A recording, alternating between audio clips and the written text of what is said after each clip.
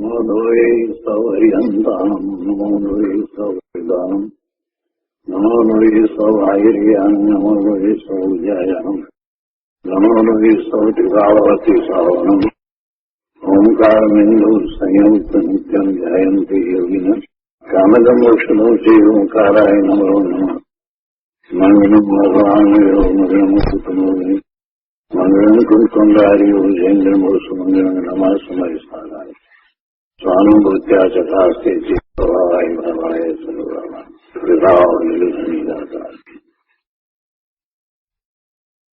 નિયમસાર ભગવાન કુંકુંદાચાર્ય રચિત નિયમસાર તથા મુનિવર પદ્મપ્રભુમલધારી દેવ રચિત તાત્પર્ય વૃત્તિ ટીકા. All callers are unmuted. એનો સ્વાધ્યાય ચાલે છે. એમાં કળશ 34 સુધી સ્વાધ્યાય કર્યો છે, શ્લોક 34 સુધી સ્વાધ્યાય કર્યો છે.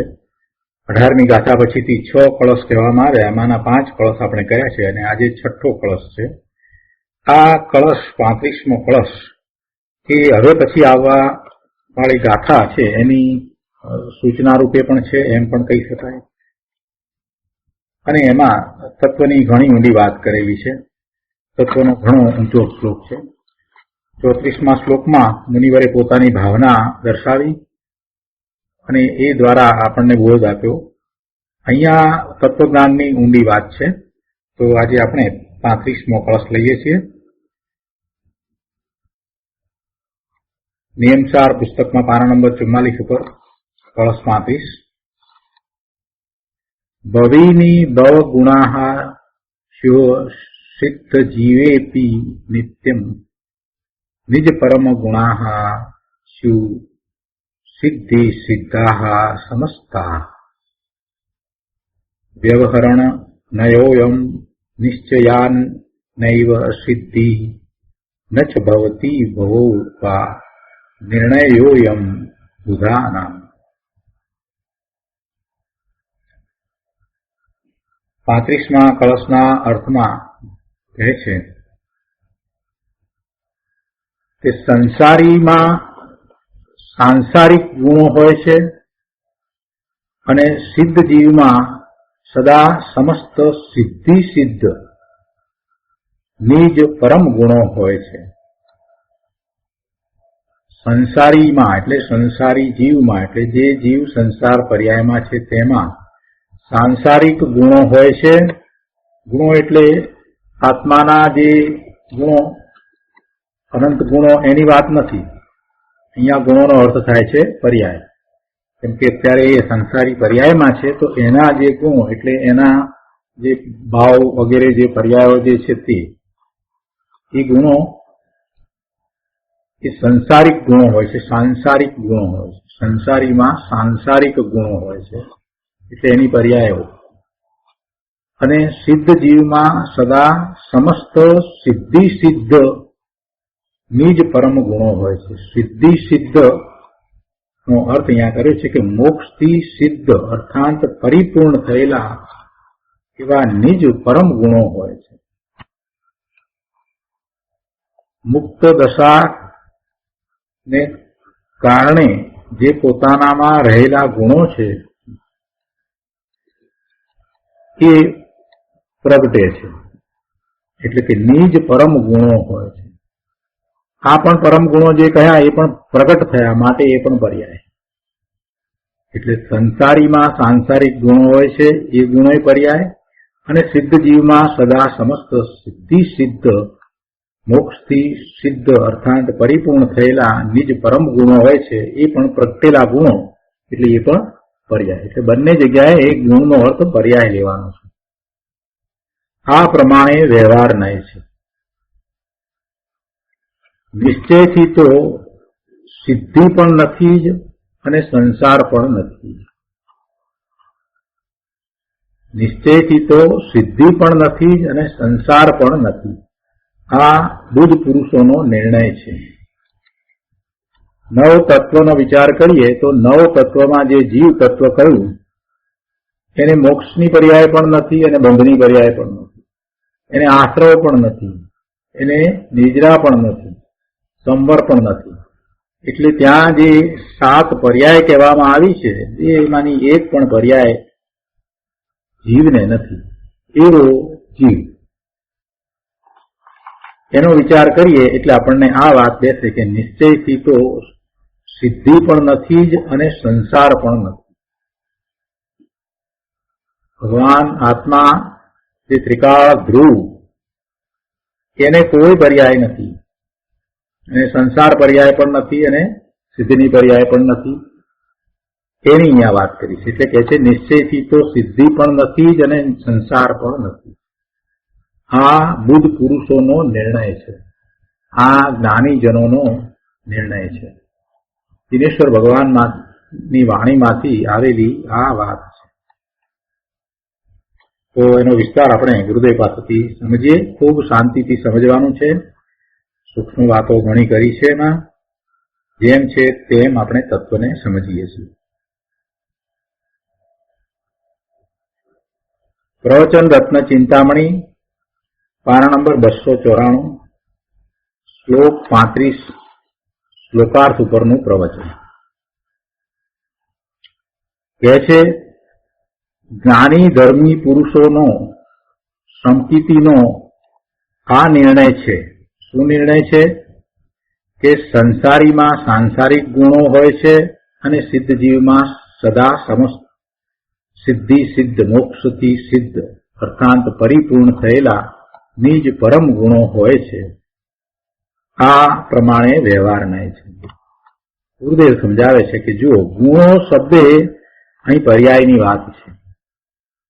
કેમ કે ગુણો તો ત્રિકાળી હોય છે, ગુણો તો ત્રિકાળી હોય છે. એટલે એ ગુણમાં કોઈ બદલાવ હોતો જ નથી. ત્રણેય કાળ એક સરખા જ રહે છે. તો એમાં પછી સંસાર કેવો ને મોક્ષ કેવો? સંસાર અને મોક્ષ બંને તો પર્યાય છે. એટલે આપણે જે ગુણોની વાત સમજીએ છીએ એ ગુણ કે જે ગુણોનો સમૂહ એટલે દ્રવ્ય કહીએ છીએ, એ ગુણોની અહીંયા વાત નથી. ગુણ શબ્દ જુદી જુદી રીતે વપરાય છે. એટલે અહીંયા આ ગુણ કયા એટલે એ પર્યાયની વાત છે. કેમ કે ગુણો તો ત્રિકાળી હોય છે અને એ ગુણોમાં વળી સંસાર કેવો અને મોક્ષ કેવો, અને એ તો અહીં વાત કરવી છે. અહીંયા તો એ પર્યાયની વાત કરવી છે. સંસાર પર્યાય અને મોક્ષ પર્યાયની અહીંયા વાત કરવી છે, પર્યાય સમજાવવી છે. અને પછી એને એમ કહેશે કે એ પ્રમાણે વ્યવહાર નય છે. તો સંસારીમાં સાંસારિક ગુણો એટલે કે વિકારી પર્યાયો હોય છે એમ વાત છે. સિદ્ધ જીવમાં સદા સમસ્ત સિદ્ધિ સિદ્ધ નિજ પરમ ગુણો હોય છે. અહીં સિદ્ધમાં નિજ પરમ ગુણો કયા એ પર્યાયો છે. કેમ કે સિદ્ધને એ પ્રગટ થયા છે. જે શક્તિ રૂપે પડ્યા હતા એ હવે એ જ રીતે પ્રગટ થયા છે. એટલે એ પર્યાયો છે. ગુણ એમ શબ્દ મૂક્યો છે તો ભાષા છે, પણ તેનો અર્થ સમજવો જોઈએ ને. અહીં તો કહેવું છે કે સંસારની પર્યાય દોષ સહિત છે, એટલે સદોષ છે.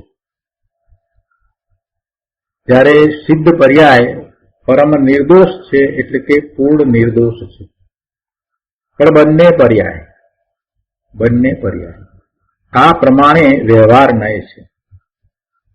શું કહ્યું? આ કે સંસાર પર્યાય અને સિદ્ધની પર્યાય બંને પર્યાય છે એટલે વ્યવહાર નય છે. અર્થાત વ્યવહાર નયનો વિષય છે.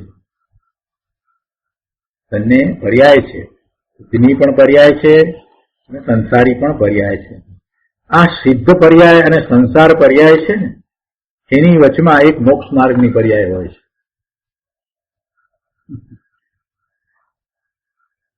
સિદ્ધની પર્યાય છે અને આ સંસાર પર્યાય. તો સંસાર પર્યાય છે એની આદિ નથી, એ અનાદિ છે, પણ એનો અંત છે. સંસાર પર્યાય અનાદિની હોવા છતાં એનો અંત છે.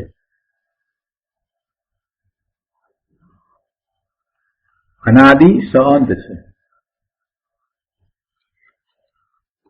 જ્યારે સિદ્ધની પર્યાય છે એની આદિ છે પણ એનો અંત નથી, સાદી અનંત છે. હવે આ બંને પર્યાયો જે છે ને એ અનંતકાળની છે. સંસાર પર્યાય અનંતકાળની છે અને સિદ્ધની અનંત પર્યાય તો અનંતકાળની છે. વચ્ચે જે મોક્ષ માર્ગની પર્યાય છે એ બહુ ઓછા કાળની છે. આ જે પર્યાય બંને કહીને એના પ્રમાણમાં જો જોઈએ તો એ બહુ ઓછા કાળની છે. એ અસંખ્ય સમયની છે. ત્યારથી સંસાર પર્યાય મટી અને મોક્ષ માર્ગની પર્યાય થાય એટલે કે ચોથા ગુંફાની દશા આવે એટલે કે સમ્યક્ત્વ પ્રગટ થાય ત્યારથી એ પર્યાય થઈ, ત્યારથી એ પર્યાય શરૂ થાય. અને એ પર્યાય શરૂ થાય પછી કઈ વધારે ભાવ હોતા નથી, વધારે 15 ભાવ હોય એટલે એનો કાળ જે છે એ કઈ અનંત કાળ ન હોય, એટલે એને અસંખ્ય સમયનો કાળ કહ્યો છે ગુરુદેવે. અહીંયા આપણે વાત કરી રહ્યા છીએ સંસાર પર્યાય અને સિદ્ધ પર્યાય. તો કહે છે કે સંસારની પર્યાય છે તે દોષ સહિત છે, જ્યારે સિદ્ધ પર્યાય છે તે પરમ નિર્દોષ છે, પૂર્ણ નિર્દોષ છે. આ પ્રમાણે વ્યવહાર નહીં છે. સંસાર પર્યાય અને સિદ્ધની પર્યાય બંને વ્યવહાર નહીં છે, એટલે કે વ્યવહાર નયનો વિષય છે. બંને પર્યાય છે અને ભેદ પડ્યો ને માટે સંસાર પર્યાય અને સિદ્ધ પર્યાય બંને વ્યવહાર નહીં છે, વ્યવહાર નયનો વિષય છે. સિદ્ધ પર્યાય પણ વ્યવહાર નય છે, પર્યાય છે ને, નવી પ્રગટ થાય છે. અને એટલું જ નહીં, નવી પ્રગટ થાય છે ને સમયે સમયે એ બદલાય છે. સમયે સમયે એવી ને એવી નવી પ્રગટ થયા કરે છે, પણ એવી ને એવી છે છતાં પણ એ જુદી છે. જુદી એ અપેક્ષા છે કે આપણે એમ કહીએ છીએ કે સિદ્ધ ભગવાન સર્વજ્ઞ પરમેશ્વર જગતના બધા જ પદાર્થોની બધી જ પર્યાયોને વર્તમાનવત જાણે છે. તો વર્તમાનવત જાણે એટલે બીજા સમયે અહીંયા જગતમાં બધા પદાર્થોની પર્યાય જે રીતે બદલાઈ હોય એ રીતે જાણે, એટલે એ નવી નવી છે. એ નવી નવી છે એમ તર્ક દ્વારા સમજાય છે. તો સિદ્ધની પર્યાય એ પણ એક સમયની, બીજા સમયે પાછી એવી ને એવી બીજી પર્યાય, ત્રીજા સમયે ત્રીજી, એમ સિદ્ધની પર્યાય છે પ્રગટ થતી પર્યાય, એટલે એ વ્યવહાર નયનો વિષય છે. હવે કહે છે કે નિશ્ચયથી તો સિદ્ધિ પણ નથી જ અને સંસાર પણ નથી. જો વસ્તુ નામ આત્મામાં વિકારી વિભાવની પર્યાય તો નથી. આત્મામાં કોઈ પર્યાય નથી. આત્મામાં વિકાર થાય એવા ગુણોય નથી, તો પછી વિકારી વિભાવની પર્યાય તો ક્યાંથી હોય? આત્મામાં વિકારી વિભાવની પર્યાય તો નથી, પણ પૂર્ણ નિર્વિકાર એવી સિદ્ધની પર્યાય પણ નથી. કઈ પર્યાયની વાત છે? જે સિદ્ધની પર્યાય પ્રગટ થાય છે એ પર્યાયની વાત છે. આપણે કારણ શુદ્ધ પર્યાય જે સમજ્યા છીએ એની વાત નથી. આ જે પર્યાય નવી પ્રગટ થાય છે એની વાત છે, જે પર્યાર્થિક નયનો વિષય છે, એટલે વ્યવહાર નયનો વિષય છે. જ્યારે કારણ શુદ્ધ પર્યાય જે છે એ પારિણામિક ભાવે છે, ધ્રુવ ભાવે છે, અને એ તો દ્રવ્યાર્થિક નયનો વિષય છે. એની વાત નથી. એ કારણ શુદ્ધ પર્યાય છે એ તો અનાદિ અનંત છે, અને એનું તો ગુણો સાથે તાદાત્મ્યપણું છે તે મય છે, તન્મય છે. એ પર્યાય તો ગુણ સાથે તન્મય છે, જે ધ્રુવપણે રહી છે, પારિણામિક ભાવે છે, અનાદિ અનંત છે. તો એની અહીંયા વાત નથી, એ પર્યાયની વાત નથી. અહીંયા તો જે પ્રગટ થતી પર્યાય, સિદ્ધની પણ પર્યાય જે પ્રગટ થઈ, નવી પ્રગટ થયા કરે છે તે પર્યાય. તો કે છે કે એ પર્યાય કે જે નિર્વિકાર છે, પૂર્ણ નિર્વિકાર, કોઈ અંદર વિકાર નથી, પૂર્ણ શુદ્ધ છે, પૂર્ણ નિર્મળ છે, પૂર્ણ આનંદ સુખ શાંતિની દશા છે, એવી એ પૂર્ણ નિર્વિકાર એવી સિદ્ધની પર્યાય પણ એ વસ્તુમાં આત્મામાં નથી. વસ્તુ નામ આત્મામાં વિકારી વિભાવની પર્યાય તો નથી, પણ પૂર્ણ નિર્વિકાર એવી સિદ્ધની પર્યાય પણ નથી એમ કે છે. કારણ કે પર્યાય તો એક ભેદ છે, વ્યવહાર છે.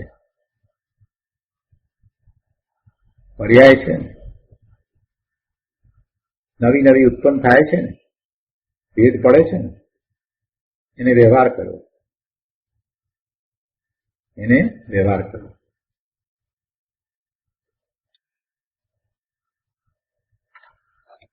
પર્યાય તો એક ભેદ છે, વ્યવહાર છે. માટે વસ્તુમાં, અંતરતત્વમાં સિદ્ધિ, મુક્તિ અને સંસાર બે નથી, બેમાંથી એક પણ નથી. એટલે આ પર્યાયની વાત છે. પહેલા એમ કહ્યું કે આત્મામાં વિકારી વિભાવની પર્યાય નથી, એટલે પછી એનો અર્થ એમ થઈ ગયો કે એ સંસાર પર્યાય નથી, એટલે સંસાર આત્મામાં નથી. અને પછી એમ કહ્યું કે પૂર્ણ નિર્વિકાર એવી સિદ્ધની પર્યાય પણ આત્મામાં નથી, કેમ કે એ પર્યાય છે.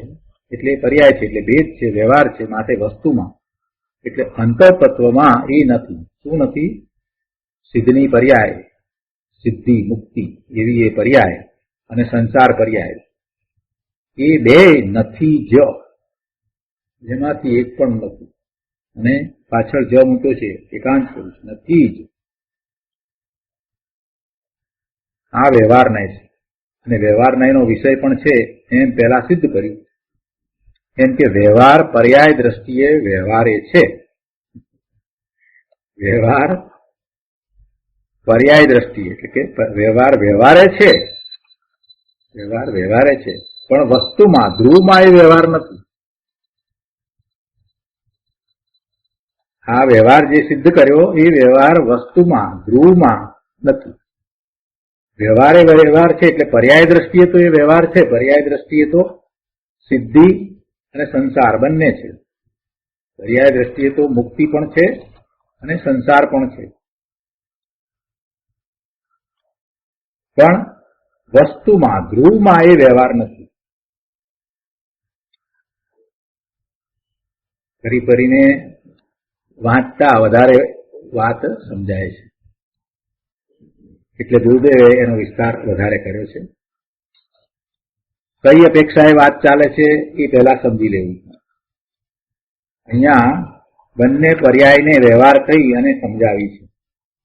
સિદ્ધની પર્યાય અને સંસાર પર્યાય બંને પર્યાય વ્યવહાર છે, અને એવો વ્યવહાર ધ્રુવમાં નથી.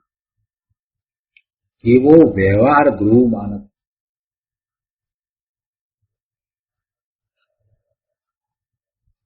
સમયસારમાં દ્રષ્ટિનો વિષય ભગવાન આત્મા ત્રિકાળ શુદ્ધ બતાવવો હોય ત્યારે એમ કહી દેવામાં આવતું કે વ્યવહાર છે તે અભૂતાર્થ છે, જુઠ્ઠો છે, આશ્રય કરવા લાયક નથી, એમ કહી દીધું. 11મી ગાથામાં એમ કહી દીધું.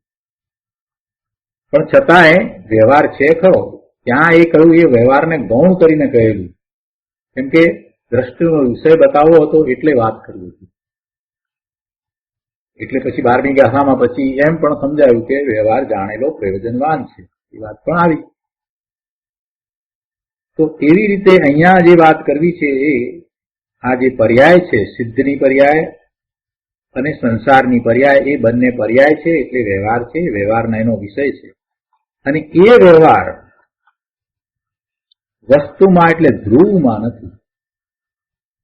એ વ્યવહાર ધ્રુવમાં નથી.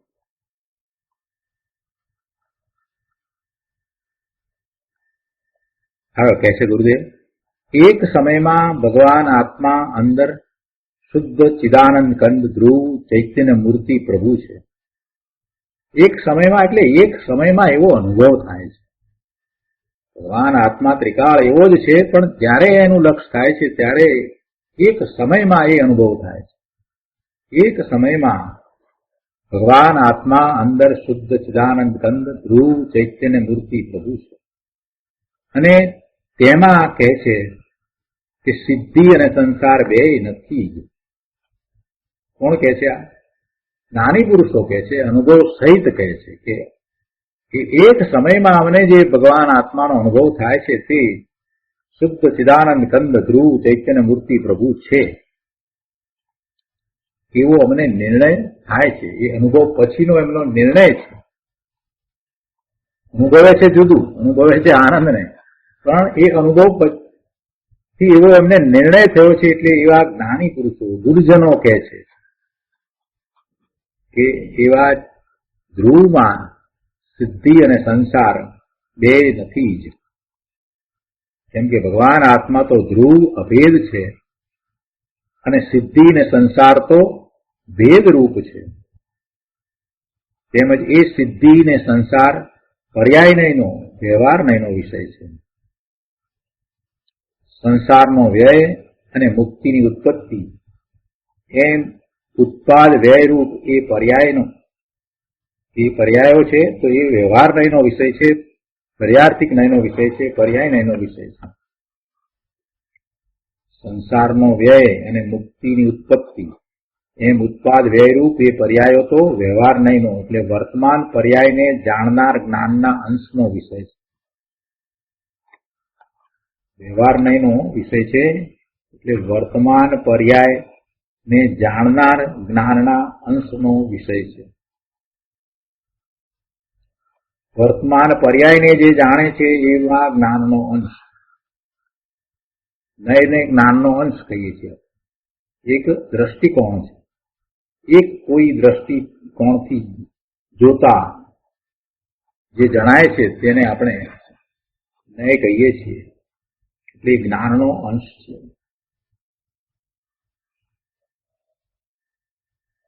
તો શું કહે છે અહીંયા? સંસારનો વ્યય અને મુક્તિની ઉત્પત્તિ એમ ઉત્પાદ વ્યયરૂપ એ પર્યાયો તો વ્યવહાર નહીંનો, વર્તમાન પર્યાયને જાણનાર જ્ઞાનના અંશનો વિષય છે. વ્યવહાર નહીંનો વિષય છે. વ્યવહાર નહીંનો વિષય થયો માટે નિશ્ચયથી તો સિદ્ધિ પણ નથી જ અને સંસારે નથી જ. સિદ્ધિ પણ નથી જ ને સંસારે નથી જ. અર્થાત નિશ્ચયનો વિષય જે ધ્રુવ એક રૂપ અભેદ છે તેમાં એ પર્યાયો નથી. એવું એટલું જ. ધ્રુવમાં એ નથી. નિશ્ચયથી તો સિદ્ધિ પણ નથી જ.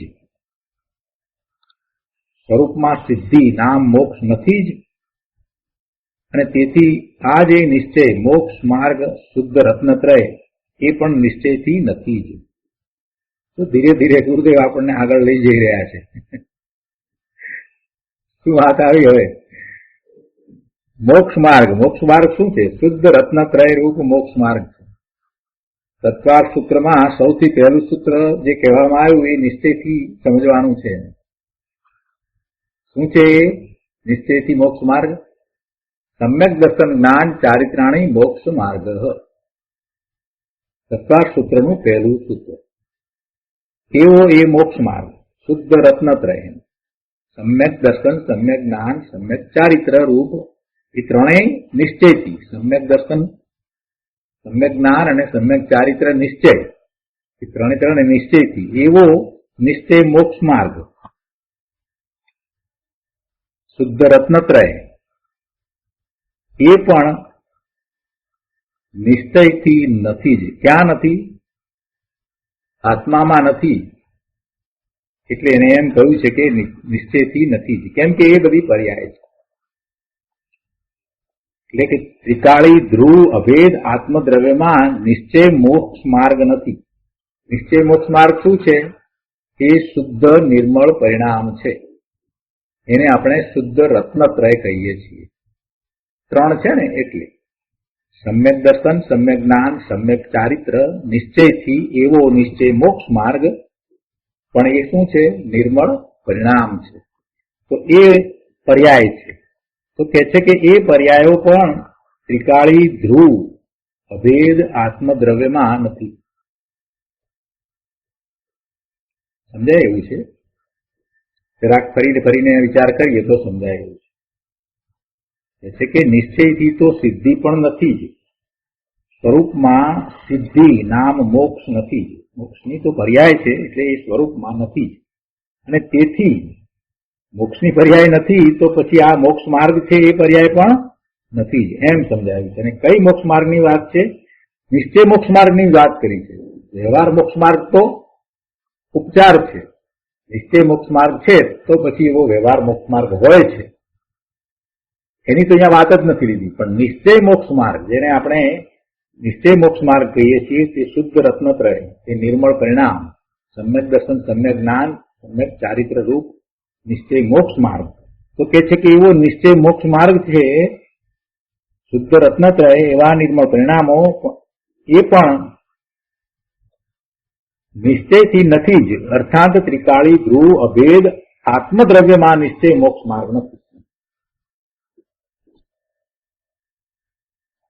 તો ભાઈ પરમાત્મા પ્રકાશમાં પણ આવે છે કે ભાવલિંગ કે જે નિર્વિકલ્પ મોક્ષ માર્ગ છે તે પર્યાય છે. ભાવલિંગ એ પર્યાય છે. મુનિને દ્રવ્યલિંગ અને ભાવલિંગ હોય.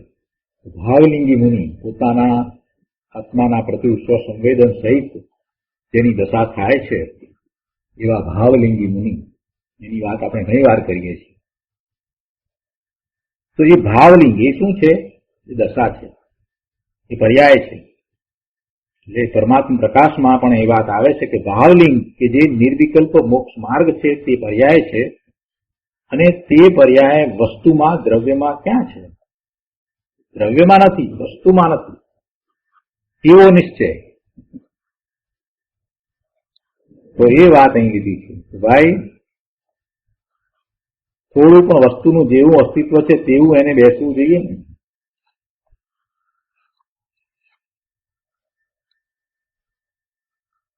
સંસાર પર્યાય એક સમયની અવસ્થા છે અને સિદ્ધ પર્યાય પણ એક સમયની અવસ્થા છે. તથા એક ઉત્પાદ વ્યય પર્યાય નયનો, વ્યવહાર નયનો વિષય છે. પર્યાયના ઉત્પાદ અને વ્યય એમ પર્યાયનું પલટવું સમયે સમયે થાય છે. પર્યાય નવી નવી ઉત્પન્ન થાય છે ને. એક સમયમાં પૂર્વની પર્યાયનો વ્યય થાય છે અને નવી પર્યાયનો ઉત્પાદ થાય છે. એટલે એવા ઉત્પાદ વ્યય પર્યાય નયનો, વ્યવહાર નયનો વિષય છે. એ સિદ્ધ પર્યાય છે એ પણ એક સમયની ગઈ, સંસાર પર્યાય છે એ પણ એક સમયની ગઈ. એક પછી એક નવી નવી નવી નવી ઉત્પન્ન થાય છે. એટલે એને વ્યવહાર નયનો વિષય કહો. તે કહે છે કે લ્યો, સિદ્ધ પર્યાય પણ વ્યવહાર નયનો વિષય છે. તેથી વસ્તુ ધ્રુવ અભેદ છે એમાં તે નથી. વસ્તુમાં ભેદ નથી, વસ્તુ અભેદ છે, ધ્રુવ છે. અનંત ગુણનો સમૂહ કહીએ પણ અભેદ, એમાં ભેદ પડતા નથી. ભેદ પાડીને તો આપણે સમજીએ છીએ, વસ્તુના સ્વરૂપને ભેદ પાડીને સમજીએ છીએ. એક વાત સમજાવું તો સમજાઈ જાય એવી છે. સાકર લઈએ તો એમાં ધોળાશ પણ ગુણ છે અને મીઠાશ પણ ગુણ છે. આપણે બે જ ગુણની વાત કરીએ, વધારે ન વાત કરીએ. તો ધોળાશને અને મીઠાશને, બે ગુણને જુદા પાડી શકાય?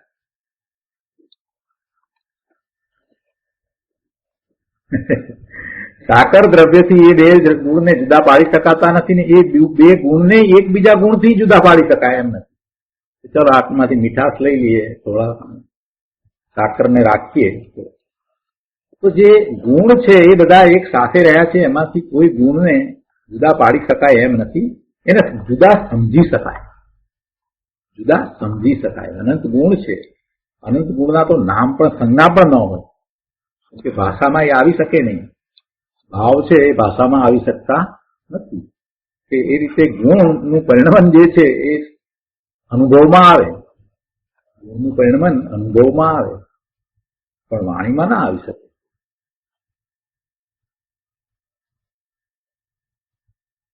કૃપાળદેવે એ કહ્યું છે ને કે જે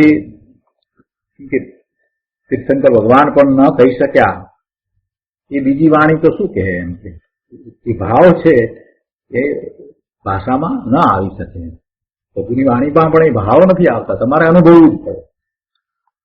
તો આ ગુણની વાત છે એ અનુભવમાં આવે ગુણ, અને અનંત ગુણ છે એ અનંત ગુણ એક રૂપે અનુભવમાં આવે. ત્યાં ગુણો જુદા જુદા નથી, એક રૂપે જ છે. એટલે જે ધ્રુવ એમાં કાંઈ ભેદ પડતા નથી, એ અભેદ છે. આપણે તે વાત કરવા આપણે એ વાત કરી રહ્યા છીએ કે ધ્રુવ જે છે તે અભેદ છે, એમાં ભેદ હોય નહીં. અનંત ગુણ છે એમ આપણે જે ભેદ પાડીને કથન કરીએ એ તો સમજવા માટે છે. ખરેખર એ ગુણ કાંઈ જુદા જુદા થઈ શકતા નથી, ગુણને જુદા પાડી શકાય નહીં. એ તો દ્રવ્યનું એક રૂપ એવું પરિણમન છે કે જેમાં આ બધું અનુભવાય. શું અનુભવાય? શાંતિ અનુભવાય, જ્ઞાન અનુભવાય, આનંદ અનુભવાય, નિર્મળતા અનુભવાય, સ્વચ્છતા અનુભવાય, બધું અનુભવાય. જેમ શરબત પીએ તો અંદર બધું અનુભવમાં આવે. એમાં ઇલાયચી પણ અનુભવમાં આવે, મીઠાશ પણ અનુભવમાં આવે, એમાં લીંબુની ખટાશ અનુભવમાં આવે, સહેજ મીઠું નાખ્યું તે ખારાશ પણ અનુભવમાં આવે, કેસર નાખ્યું હોય એની પણ સ્મેલ અનુભવમાં આવે. આ બધું અનુભવમાં આવે. એક રૂપે શરબત અનુભવાય છે. એવી રીતે ભગવાન આત્મા એક રૂપે અનુભવમાં આવે છે. એટલે એમાં અનંત ગુણ છે એમ સમજવાનું છે, અનંત શક્તિ છે એમ સમજવાનું છે, અને એમ આત્માનું મહાત્મ્ય લાવવાનું છે. પણ એ અભેદ છે, એ કાંઈ અંદર ગુણો જુદા જુદા જુદા ભેદરૂપ અંદર છે એમ નથી. એટલે એવો આત્મા એ ધ્રુવ અભેદ છે. એથી વસ્તુ ધ્રુવ અભેદ છે. હવે એમાં જો પર્યાય છે એમ કહીએ તો ભેદ પડી જાય.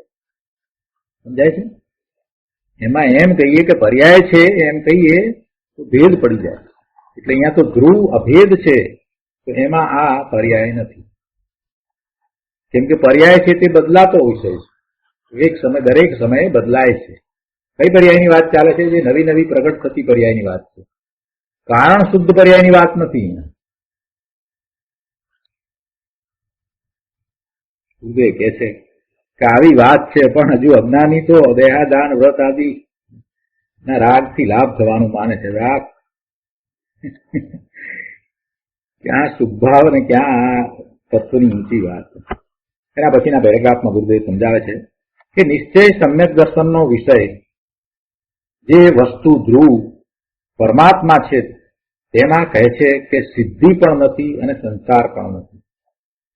નિશ્ચય સમ્યક દર્શનનો વિષય કે જ્યાં એકાગ્રતા કરવામાં આવે છે તે વસ્તુ ધ્રુવ પરમાત્મા છે તેમાં કહે છે કે સિદ્ધિ પણ નથી અને સંસાર પણ નથી, તેમજ તેમાં મોક્ષ માર્ગ પણ નથી. પણ જ્યાં ત્રિકાળી દ્રવ્યમાં મોક્ષ જ નથી ત્યાં વળી મોક્ષ માર્ગ તો ક્યાંથી હોય? કેમ કે મોક્ષ માર્ગ તો અપૂર્ણ દશા છે. એટલે પર્યાય નથી. ત્રિકાળીમાં પર્યાય નથી, ધ્રુવમાં પર્યાય નથી. ધ્રુવ છે એને નિશ્ચય કહ્યું, અને એ અપેક્ષાએ જે પર્યાય છે તે વ્યવહાર છે, અને એવો વ્યવહાર ધ્રુવમાં નથી.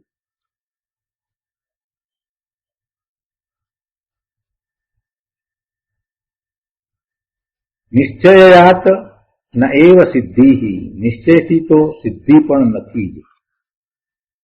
નિશ્ચયથી તો સિદ્ધિ પણ નથી. અને ન ચ ભવતી ભવો, સંસાર પણ નથી. નિર્ણયોયમ બુધાનામ, આ બુદ્ધ પુરુષોનો એટલે સમ્યક દ્રષ્ટિઓનો નિર્ણય છે. આનું નામ તત્વનો નિર્ણય.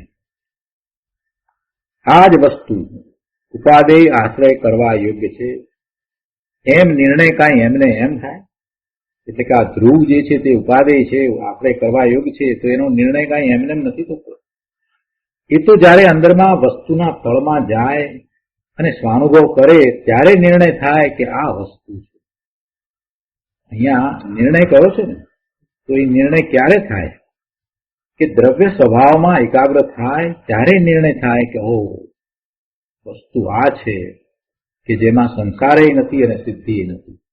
એવું પોતાનું શુદ્ધ ત્રિકાળ શુદ્ધ સ્વરૂપ છે.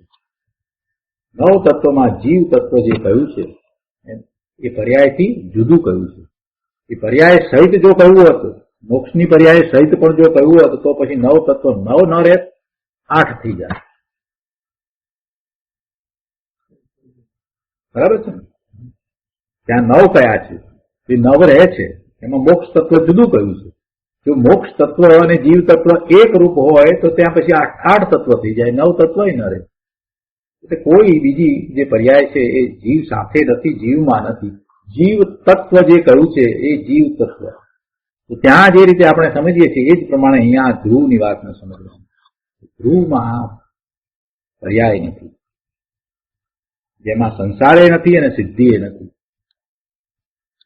એવો દ્રવ્ય સ્વભાવ, તેમાં એકાગ્રતા થતા એવો નિર્ણય થાય છે.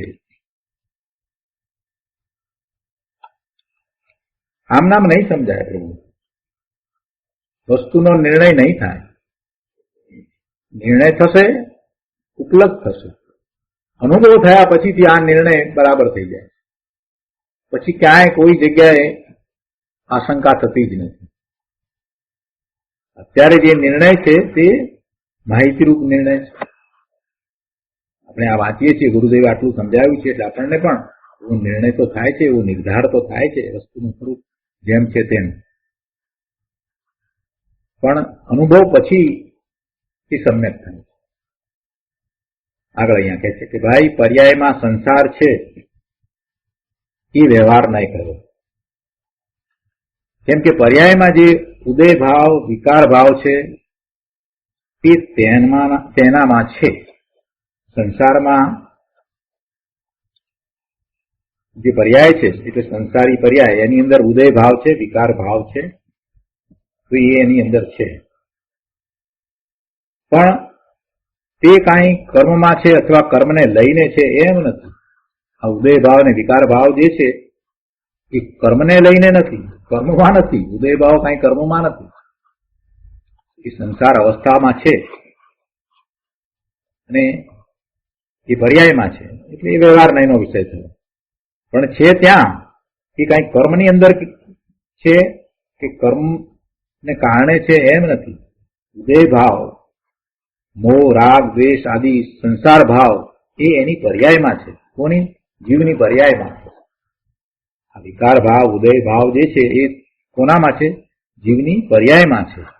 એ કર્મમાં નથી ને કર્મને લઈને પણ નથી. એ તો આપણો ઘણો વિસ્તાર એનો તો કર્યો છે, ઘણું સમજાય છે. તો એ ઉદય ભાવ, મોહ, રાગ, દ્વેષ આદિ સંસાર ભાવ એ જીવની પર્યાયમાં છે.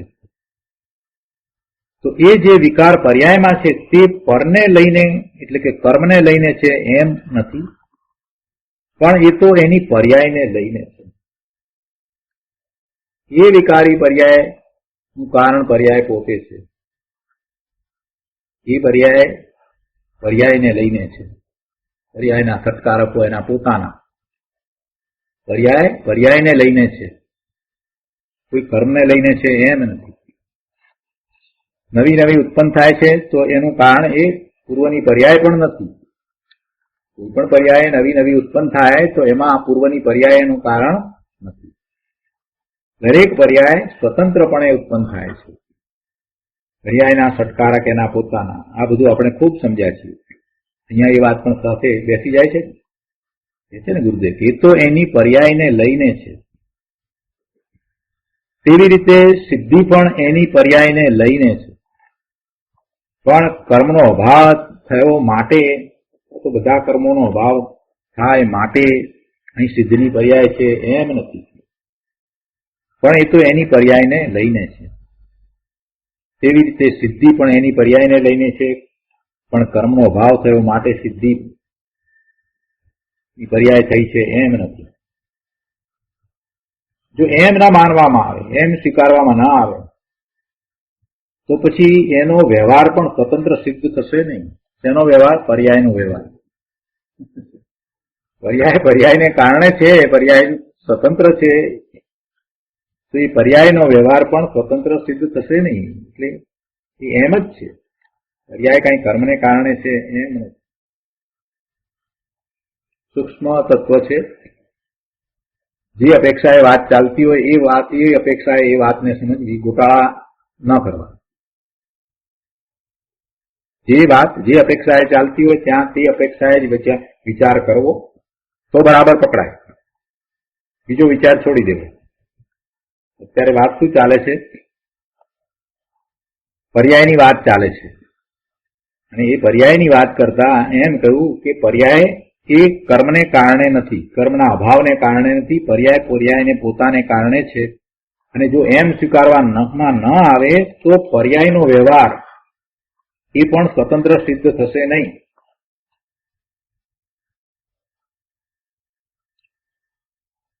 પર્યાય છે ને, અહીંયા પર્યાયના અભાવની વાત કરવી નથી. પર્યાય છે અને પર્યાયનો સ્વતંત્ર વ્યવહાર છે. અહીંયા ગુરુદેવે સમજાવ્યો પર્યાય પર્યાયના કારણે છે. સંસાર પર્યાય છે તે પર્યાયના કારણે છે, સિદ્ધની પર્યાય છે તે પર્યાયના કારણે છે. પહેલા તો એમ કહ્યું કે આ પર્યાય છે તે ધ્રુવમાં નથી, તો પછી હવે એમ સમજાવવું પડે ને કે તો પર્યાય છે તો કઈ રીતે છે. એમ સમજાવ્યું કે પર્યાય છે તે સ્વતંત્રપણે છે અને પર્યાયના કારણે છે, એને કર્મની અપેક્ષા પણ નથી. પર્યાય છે ને, પર્યાયને કાઢી નથી નાખી, ધ્રુવમાં નથી એમ કહ્યું છે. પછી પર્યાય છે તેનું કારણ સમજાવ્યું અને પર્યાયનો સ્વતંત્ર વ્યવહાર સમજાવ્યો. જે કંઈ આગળ સમજાવવામાં આવે છે એનું પ્રયોજન છે. છેલ્લા પેરેગ્રાફમાં અહીંયા કહે છે કે અહીં કહે છે કે સંસારીમાં સંસારિક ગુણો હોય છે. પર્યાય સંસારીને જે રાગ દ્વેષ મોહ આદિ છે તે એના ગુણો છે એમ કહે છે અને એનાથી તેને દુઃખનો લાભ થાય છે. જો ગુણ એટલે સારા કે નરસા એમ કહેવાનો આશય નથી. ગુણ એટલે અહીંયા પર્યાય છે તો એ જે પર્યાયો જે છે તો એને કારણે એને શું મળે છે તો કે દુઃખ મળે છે. સંસારી જે પર્યાય છે એમાં જે રાગ દ્વેષ મોહ આદિ છે તો એ બધું એને ગુણ કયા, જે સંસારી ગુણ કયા. ગુણ એટલે આપણે સારા જે ગુણ જે ત્રિકાળ જે રહેતું શક્તિરૂપ ગુણ એની અહીંયા વાત નથી. જે આ પર્યાય છે તો એમાં એને રાગ દ્વેષ મોહ આદિ જે ભાવ જે કયો છે એ એને ગુણ કયા, એ પર્યાય છે. અને એનાથી શું થાય? એનાથી દુઃખ થાય. એ દુઃખ આપે એવો એ રાગ દ્વેષ મોહ આદિ ભાવોનો ગુણ એટલે સ્વભાવ એ શું આપે? દુઃખ આપે. આ સંસારીનો સ્વભાવ, રાગ દ્વેષ નો સ્વભાવ મૂળ સ્વભાવ નથી, સંસાર અવસ્થાનો સ્વભાવ. એવા ગુણો રૂપ સ્વભાવ એ કાયમ રહેવા વાળો નથી, પણ એવો એ સંસારી ગુણ એવી પર્યાય રૂપ જે સંસારી ભાવ જે છે એ દુઃખ આપનારો છે અને એને કારણે ભવના ભ્રમણ થાય છે. પુણ્ય ને પાપ, રાગ ને દ્વેષ, દયા દાન વ્રત પૂજા ભક્તિ ઇત્યાદિ ભાવો અને ક્રોધાદિ ભાવો એ બધું શેમાં આવે? સંસારિક ભાવમાં આવે છે. એ સંસારિક ગુણો છે એમ કે છે અને એ બધું દુઃખનું કારણ છે. એ દુઃખનું કારણ છે. હવે સિદ્ધની વાત આગળ કહે છે 296 પાના ઉપર કે વળી સિદ્ધ જીવમાં સદા સમસ્ત સિદ્ધિ સિદ્ધ નિજ પરમ ગુણો હોય છે. જોયું શું કહ્યું? સિદ્ધના ગુણો જે છે તે સમસ્ત સિદ્ધિ સિદ્ધ હોય છે. સિદ્ધિ સિદ્ધનો અર્થ કર્યો છે. સિદ્ધિ સિદ્ધ એટલે મોક્ષથી સિદ્ધ થયેલા ગુણો, મુક્ત દશાથી સિદ્ધ થયેલા ગુણો, મોક્ષથી સિદ્ધ થયેલા ગુણો, મોક્ષથી પરિપૂર્ણ થયેલા ગુણો એ સિદ્ધ સિદ્ધ ગુણો છે. સમસ્ત સિદ્ધિ સિદ્ધ હોય છે એમ કહ્યું ને. સિદ્ધના ગુણો સમસ્ત સિદ્ધિ સિદ્ધ હોય છે. સિદ્ધિ સિદ્ધ એટલે કે મોક્ષથી સિદ્ધ થયેલા ગુણો, મોક્ષથી પરિપૂર્ણ થયેલા ગુણો અને એ નિજ પરમ ગુણો. એનો અર્થ નિજ પરમ સર્વોત્કૃષ્ટ પર્યાયો છે. પોતાના ગુણો જેવા છે એવી જે પર્યાય છે. પોતાના સર્વોત્કૃષ્ટ, પોતાના જે ગુણો જે છે નિજ ગુણો છે એવી જ એ સર્વોત્કૃષ્ટ પર્યાયો છે. શું કહે છે કે વળી સિદ્ધ જીવમાં સદા સમસ્ત સિદ્ધિ સિદ્ધ નિજ પરમ ગુણો હોય છે. સિદ્ધના ગુણો સમસ્ત સિદ્ધિ સિદ્ધ હોય છે. સિદ્ધિ સિદ્ધ એટલે કે મોક્ષથી સિદ્ધ થયેલા ગુણો, મોક્ષથી પરિપૂર્ણ થયેલા ગુણો અને એ નિજ પરમ ગુણોનો અર્થ નિજ પરમ સર્વોત્કૃષ્ટ પર્યાયો છે. આ પર્યાય જ છે, અહીંયા પર્યાયની જ વાત ચાલે છે. વળી જુઓ, તેને સિદ્ધિના ગુણોને નિજ ગુણો કયા છે તો પર્યાય, પણ નિજ ગુણો કયા છે? કેમ નિજ ગુણો કયા? એનું કારણ સમજાવે છે. સંસારી છે એના જે ગુણો છે એને સંસારિક ગુણો કયા, અને સિદ્ધના ગુણોને જે ગયા છે એ ગુણોને નિજ ગુણ કયા, નિજ પરમ ગુણો કયા, સર્વોત્કૃષ્ટ ગુણો કયા છે તો પર્યાય. સંસારી ના ગુણોને સંસારિક ગુણો કયા, એને નિજ ગુણો ના કયા, પોતાના ગુણો ના કયા.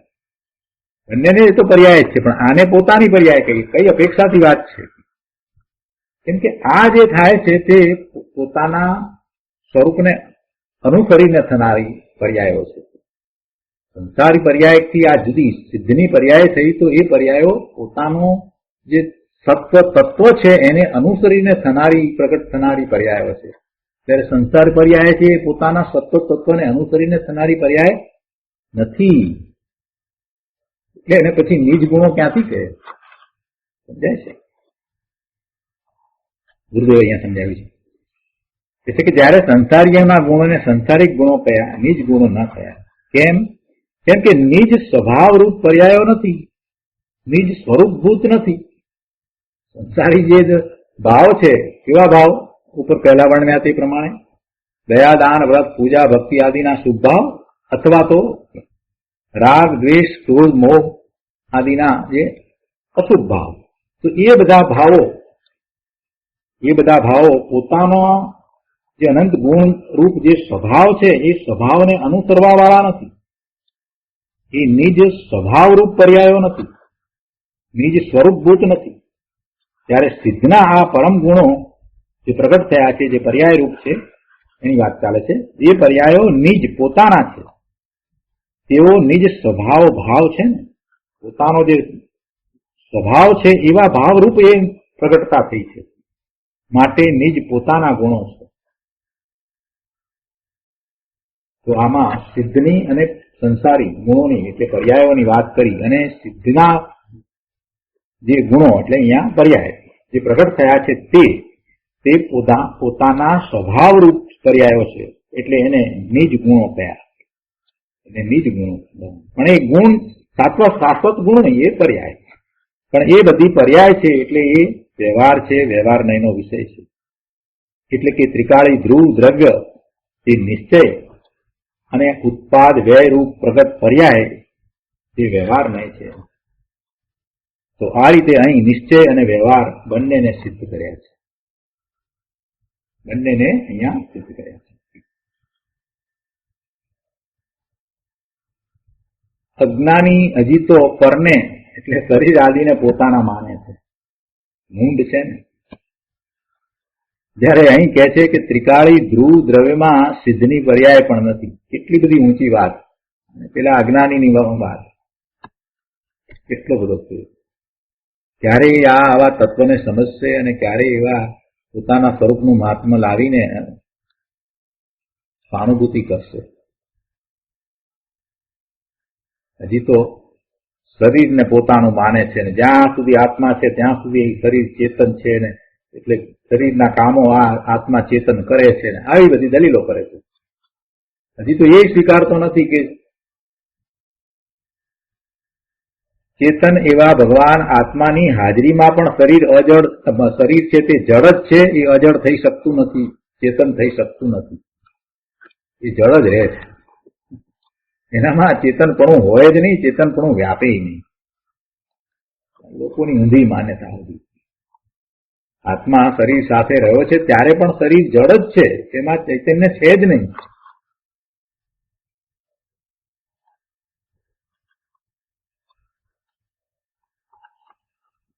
અજ્ઞાની હજી તો પરને શરીર આદિને પોતાના માને છે, મૂંડ છે ને.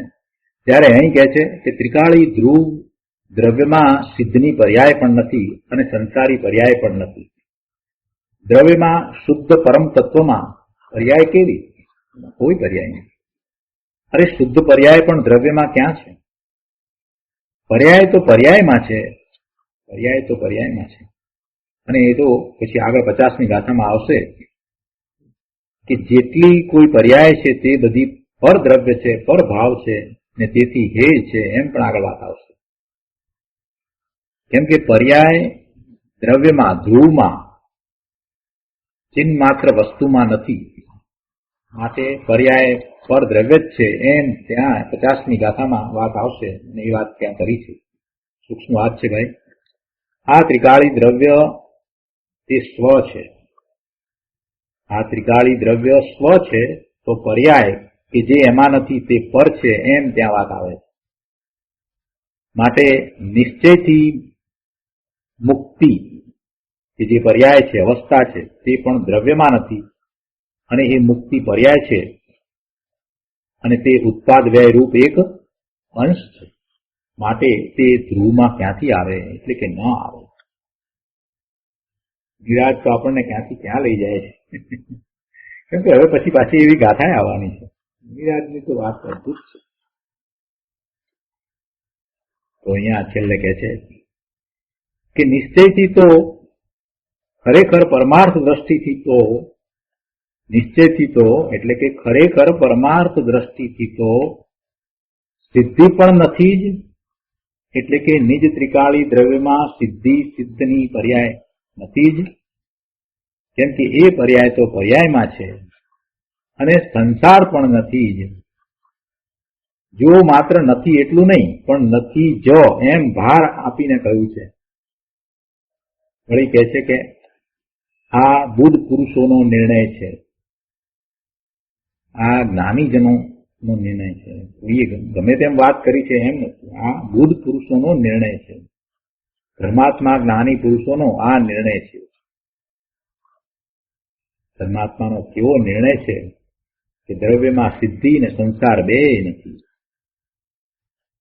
આવો માર્ગ વિતરાગનો ભાષ્યો શ્રી જીનરાજ સમવસ્ત્રણની મધ્યમાં શ્રી સિમંદર ભગવાન. તો આ રીતે 35મો કળશ પૂરો થાય છે.